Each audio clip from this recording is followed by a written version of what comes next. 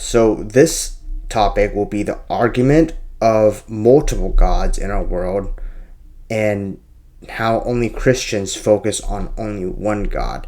And this is an argument that I hear oftentimes quite a lot because people in pop culture and video games, just in general culture, you would love to idolize on certain aspects of like a deity, which would bring good luck, bring fame, bring, you know, victory.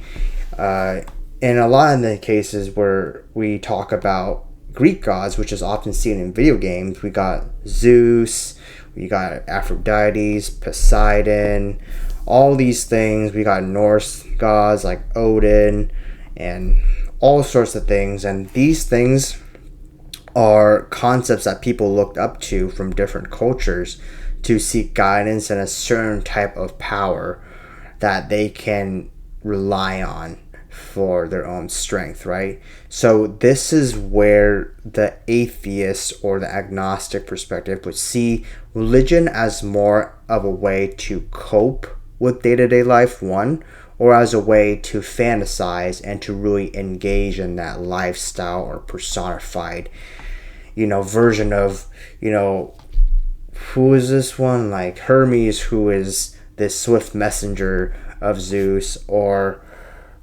Apollo, who is his war, this god who loves war, or even Athena, who is this tactician of a war goddess, right? So people would often look up to these idols, is what in Christian terminology would say, so they could get a certain type of belief and reliance for their day-to-day life, right? And the Bible warns us that any god that is not of the one true God, which is the God Almighty up in heaven, the Yahweh, that all these gods are derived from Satan and the fallen angels itself. So when we talk about why are there so many different gods and so many different cultures, the idea stems from first the Satan, Lucifer, who led the rebellion, fell down because of his pride. He brought down 1/3 of the angels with him from heaven.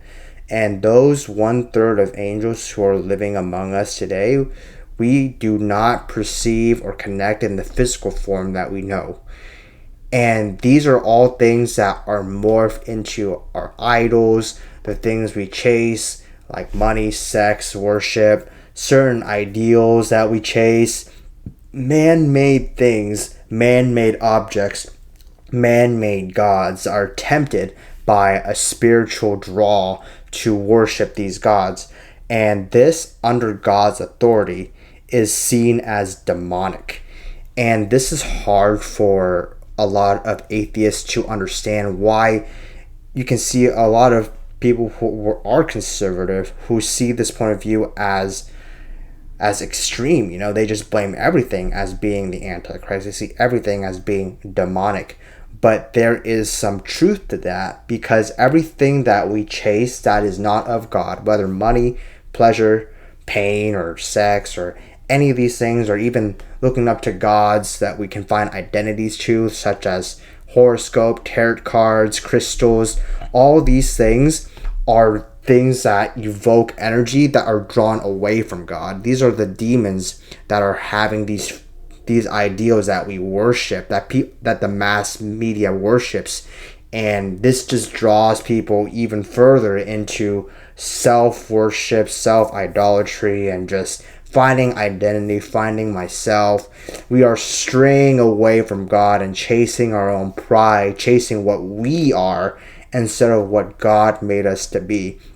And oftentimes I hear that people don't want to even seek God because God has so much restrictions and litigations on how we should live, these rules that we need to follow in order to be righteous.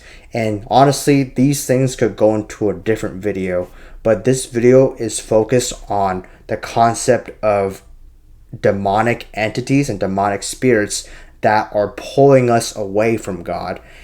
And these entities are the very things that, mass media just daily you can view it as entertainment, but when we constantly engage in these things and tie our identities onto these idols, we become more like the ones that are being portrayed out to this image. So we are being more sold into the ideas that pride and the restfulness of just being okay with how things are. And that is the ultimate lie that Satan wants us to stray away from God.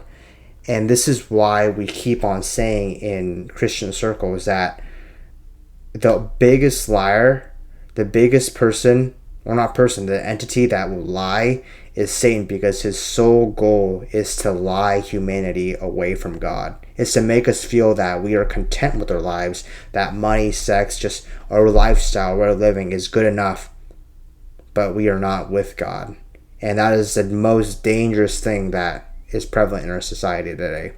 So if you have any comments or questions when it comes to this, please feel free to drop them down in the video. I would love to hear perspectives or elaborate more on the topics that I've talked on today. So let me know, and